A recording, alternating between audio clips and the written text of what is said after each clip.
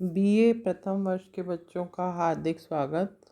बच्चों, मैं अलका जैन, सह आचार्य हिंदी, राजकीय महाविद्यालय किशनगढ़ से।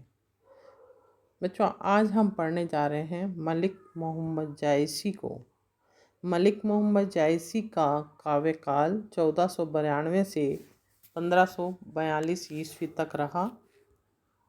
जायसी का पूरा नाम मलिक मोहम्मद जायसी, जो कि सूफी प्रेमाख्यान काव्य परंपरा के प्रमुख कवि हैं। अवधी भाषा में रचित उनका महाकाव्य पद्मावत सूफी काव्यधारा का प्रतिनिधि ग्रंथ है, जिसमें चित्तौड़ के राजा रत्नसेन एवं सिंघल द्वीप की राजकुमारी पद्मावती के प्रेम का चित्रण किया गया है। सूफी कवियों ने हिंदू घरों में प्रचलित लोक प्रसिद्ध प्रेम गाथाओं को अपनी काव्य वस्तु बनाया तथा लौकिक प्रेम के माध्यम से अलौकिक प्रेम की व्यंजना की। रत्नसेन यहाँ जीवात्मा का प्रतीक है और पद्मावती परमात्मा का। सूफी काव्य परंपरा के सभी ग्रंथों में प्रेम की महत्ता स्वीकार की गई है। ये कवि प्रेम को ईश्वर प्राप्ति का साधन मानते हैं और इश्क मजाजी से इश्क हकीकी तक पहुँचने का संदेश देते हैं। सूफी मत में प्रेम का विशेष महत्व है। डॉक्टर राम कुमार वर्मा के अनुसार सूफी मत में ईश्वर की भावना स्त्री रूप में की गई है। वहाँ भक्त पुरुष बनकर उस स्त्री की प्रसन्नता के लिए 100 जान से निसार होता है। उसके द्वार पर जाकर प्रेम की भीख मांगता है।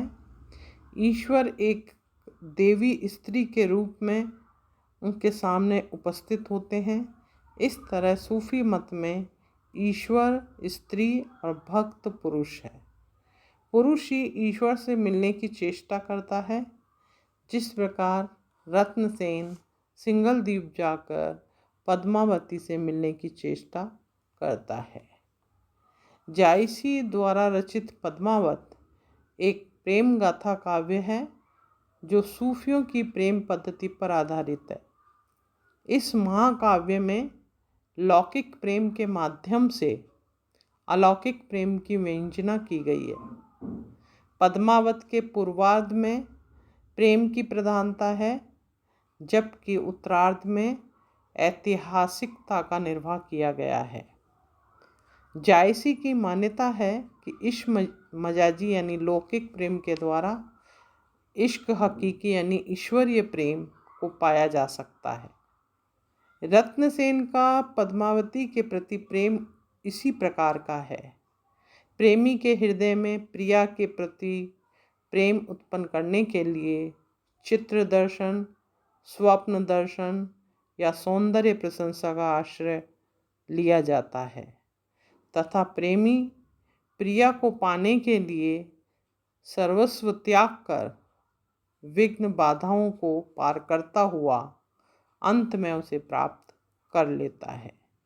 हीरामन तोते के द्वारा पद्मावती के रूप सौंदर्य की प्रशंसा सुनकर राजा रत्नसेन उसे पाने को व्याकुल हो गए और सिंघल द्वीप जाकर उसने अनंततः अनेक कष्ट झेलने के उपरांत पद्मावती को प्राप्त कर लिया। जैसे किसी पथिक को अपने लक्ष्य तक पहुंचने के लिए कुछ मंजिलों को पार करना पड़ता है, वैसे ही जीवात्मा को हक ईश्वर तक पहुंचने के लिए 4 मुक्तासन मंजिलें पार करनी होती हैं, जिनके नाम सूफी मत के अनुसार शरीयत, तरीक़त, हकीकत और मारिफत। इन्हें पार करके ही वह परमात्मा से एकाकार हो जाती है।